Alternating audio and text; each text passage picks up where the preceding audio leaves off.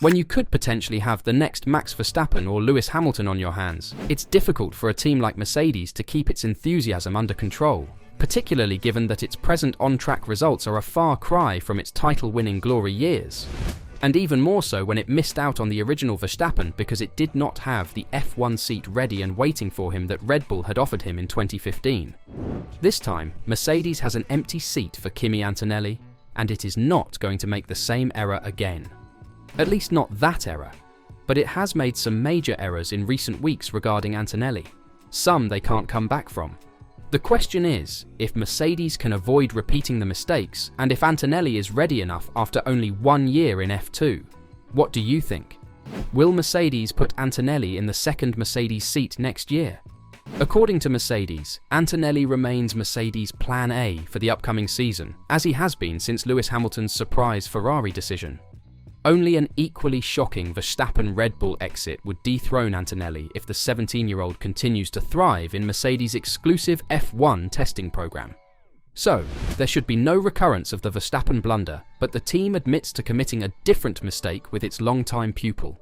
One which could make life for its new junior tough in F1, and even right now in F2. Mercedes has always maintained that it does not want to put too much pressure on Antonelli, which team chief Toto Wolff conceded is becoming a problem. "We are hyping that young man for a long time now and he will be a great driver one day in Formula 1, Wolff said. But he's 17. 14 months ago he drove an F4 car. Antonelli last raced in F4 19 months ago. And there is so much expectation in Italy. We are a little bit guilty also of talking about him at that stage. We should let him do his F2 thing and deliver results and not be too carried away with what could be or should be."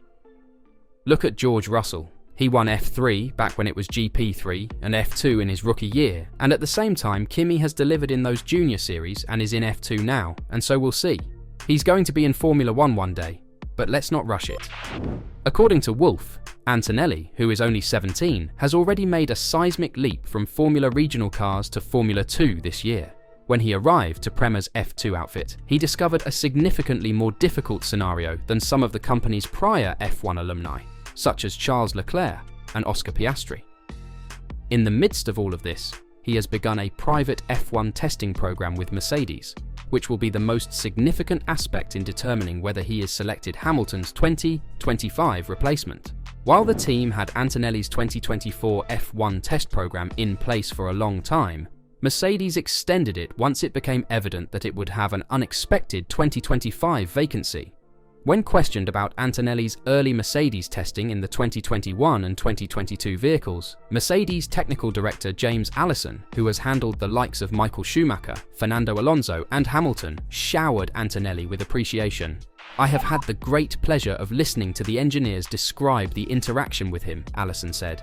"He's just a young, enthusiastic driver and very fast, metronomic in his pace. He'd not been in an F1 car until recently, but he made it look like he'd been in one for ages within a lap or two. He came at this generation of cars, the ground effect cars, with an open mind. Yeah, he feels all the same things that you'd expect him to feel, but he's not sort of polluted by the previous cars. So he just takes them as they are and tells us what he is feeling as weaknesses and strengths, and lets the engineers work to try to improve those things. But he looks like a very promising young driver." Here they go again with propping up Antonelli, right? Well, considering Mercedes' situation, you can't blame Allison, Wolff or anybody else at Mercedes for addressing queries regarding Antonelli's improvement, honestly. It is not a declaration that he will win multiple titles for Mercedes, nor is it a public confirmation that Antonelli is the team's plan A. Rather, it is an explanation of why Antonelli has been and continues to be an essential part of Mercedes' F1 future, and in some way you can't underestimate Antonelli's maturity or mental resilience.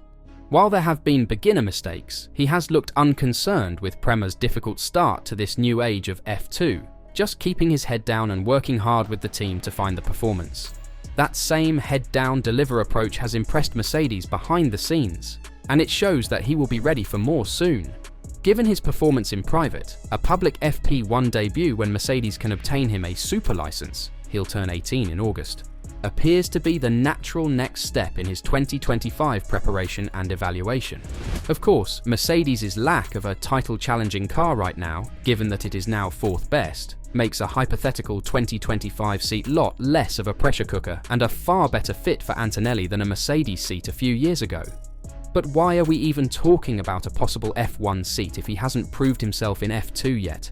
Is there too much hype around the young Italian, and could Mercedes be better off picking up a proven race winner and F1 veteran in the likes of Carlos Sainz? Well, it's easy to argue that a podiumless first 4 rounds of a rookie F2 season is not the track record of a driver seeking promotion to a top-performing F1 squad. Antonelli now has 36 points, 86 fewer than Leclerc had at this point in his title-winning rookie F2 season in 2017.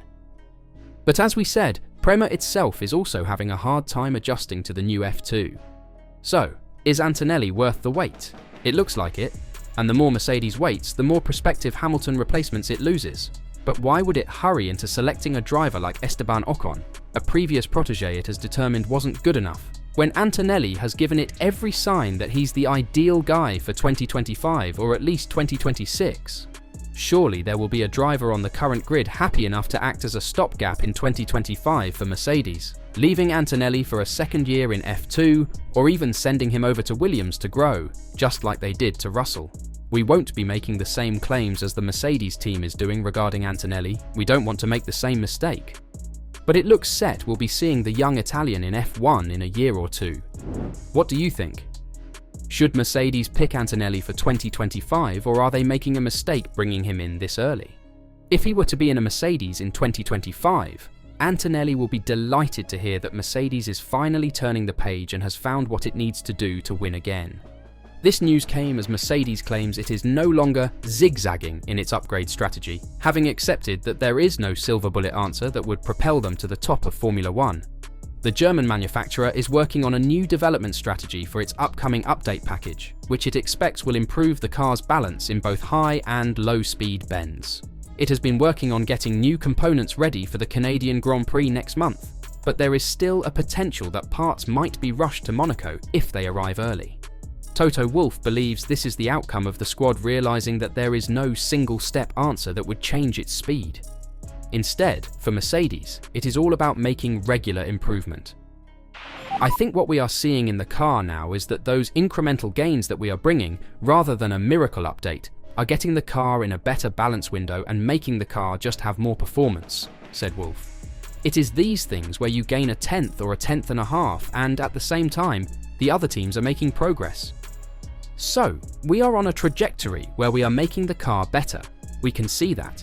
It is never like a share price that goes up in a straight line. It will go up like this, with peaks and troughs. As long as the direction is correct, I feel more confident now. Asked if it had been a mistake in the past to think that there was a magic bullet solution, Wolff said, "Yeah, I think we never had such clear indications like we have had in the last few races where we really saw the car was either going fast in the higher speed or lower speed, but never both together. That is something we are able now to slowly dial out." Wolff noted that what was unique about the Mercedes approach currently was that it has a defined path to go in. There has been the zigzagging over the last few years, and there have been these false dawns. Absolutely, he stated. I think there is a fundamental thing that we haven't spotted what we should have. That's why there is more confidence at the moment. But having said that, nothing in this sport is taken for granted.